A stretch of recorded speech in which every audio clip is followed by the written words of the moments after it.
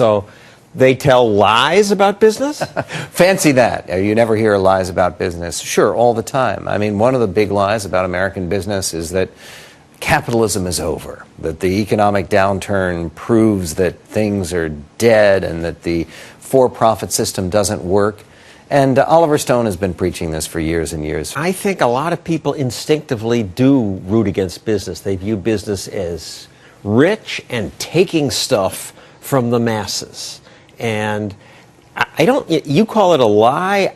A lie means they're trying to trick us. I think a lot of these guys in Hollywood who write these scripts really believe this. They're raised in liberal institutions that say government good, business useful, but largely evil has to be really, the greed has to be controlled. Well, you're right, and that a lot of people really believe it, but they believe it because they believe lies. That's big lie number 5 in my book, is the belief that government treats people more compassionately and more fairly than business does.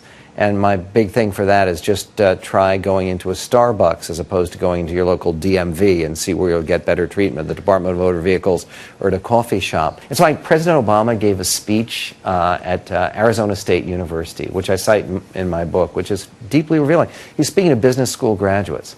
And he says, yeah, a lot of you are going to go on to the big corporate offices, but some of you will follow a higher calling to public service. Since when is public service a higher calling than starting a business that pays the bills of public service? Where's that money come from? Business is public service. When I think of Hollywood getting capitalism wrong, I think first of Oliver Stone and the movie Wall Street. In the first version, Stone has the villain, the businessman, defend greed. Greed, for lack of a better word, is good. This past year, in the sequel to Wall Street, Gecko gets out of jail and says, "Someone reminded me I once said greed is good. Now it seems it's legal." Now it seems it's legal. When did we ever have laws that said you can't feel greed? See, this thing about greed, my grandfather came to this country as a barrel maker. And he wasn't greedy, but he wanted more than anything else to get ahead. And where's the line between greed and ambition? And there are all these Hollywood movies where people try to get ahead, and they're all greedy in Hollywood trying to get rich. Right. And the beauty of capitalism is the only way you can feed your greed and get rich is to serve your customers well. Right, exactly. If you're not providing other people, and this is a point you make all the time, John, and good for you, God bless you for it, unless you are providing other people with a product or a service that they want, you go out of business.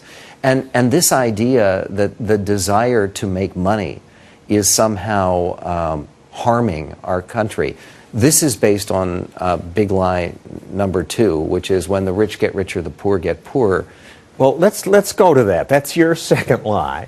The poor get poorer. I mean, let's trash Oliver Stone again. In Wall Street, he has Gordon Gekko say this when Charlie Sheen confronts him about his money grubbing. How much is enough? It's not a question of enough, pal. It's a zero-sum game. Somebody wins, somebody loses.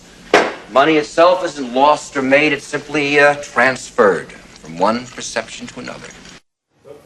No money, no wealth is created. It's just transferred. Well, this is the exact core difference between a statist, leftist point of view and people who actually believe in the market system. Is if you believe that when the rich get richer, the poor get poorer, then you believe that creating wealth causes poverty, and you're an idiot.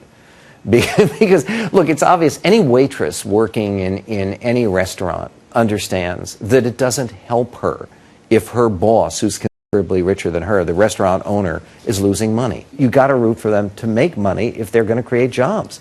But I can see how it's intuitive. It's like there's this pie, and if Bill Gates gets a big piece, we get less. People don't understand that Microsoft didn't make us poor. He baked thousands of new pies. Even people in the entertainment industry ought to be able to understand. If you have a store, a block of stores, and all of a sudden there's one store that's making the best ice cream imaginable, and there are people lined up around the block, if you have a stationery store nearby, it helps you. It doesn't hurt you.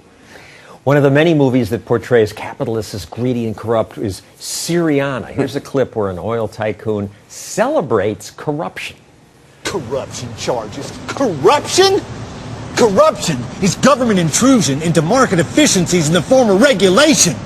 That's Milton Friedman. He got a Nobel Prize. Corruption is our protection. Corruption keeps us safe and warm. Corruption is why you and I are prancing around in here instead of fighting over scraps of meat out in the street. Corruption is why we win. It's what many people on the left do think, that Halliburton corruption, and that's why they're rich. Are there corrupt businesses? There are. We all know that. I mean, you don't even have to mention the name. Enron, Bernie Madoff. Bernie Madoff. There's Jack Abramoff. There was the intersection between business and government. There were count them, two Jack Abramoff films this year, one with Kevin Spacey. No one went to see them.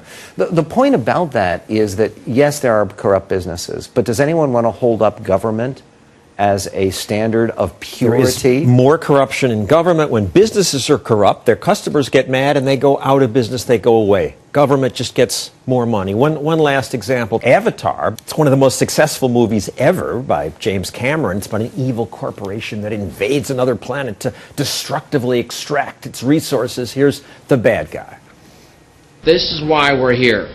Unobtainium. Because this little gray rock sells for 20 million a kilo. That's the only reason. It's what pays for the whole party. It's what pays for your science. Comprendo? Now those savages are threatening our whole operation. We're on the brink of war. Noble savages. Noble savages and evil profit motive. See, that's the core mistake that people make, is the idea that being a higher artist in Hollywood, you shouldn't care about profits. Well, of course you should. All the great artists in history, Beethoven cared a great deal about making money for his stuff. He wrote a piece called Rage Over a Lost Penny. But the idea that somehow there is something wrong with a profit motive, there is something wrong with trying to get ahead, something wrong with trying to better yourself by giving other people what they want, biggest lie of all. And it's also sort of lie that living with nature is a great thing. Living with nature is a short, brutal life. It's freezing in the dark. Well, it is. I mean, we have a huge problem in the society of the glorification of primitive cultures. Civilization is better than savagery and barbarism. So we have the Controversial point. Oscars coming up. One of the better movies that did well, Waiting for Superman, in the documentary category, not even nominated. It's incredible to me. Davis Guggenheim, who made this movie, won an Oscar and a lot of money making a movie called Inconvenient Truth. Correct, because that's politically correct. That wins the Oscar. This is a much better movie, and it's a great movie about children just dying to get into charter schools. But it criticizes unions, and that's why it didn't get nominated? Without question. And again, because most of the people who are voters in the Academy are members of one or more of the Hollywood unions. And this film had the label on it, it's anti-union. It's an outrage. It won the Producers Guild Award for Best Documentary. The fact it's not even unnominated, an outrage. Well, I'm happy that in the betting, The King's Speech is likely to win, according to the bettors, and that got things largely right. And as a stutterer, I'm attached to this movie. And the stuttering therapist was unlicensed, and yet he was the best one. Right, and working for a living and running a business, doing your duty. A lot of the struggle culturally is between following your heart and doing your duty. When Hollywood honors a movie that emphasizes duty,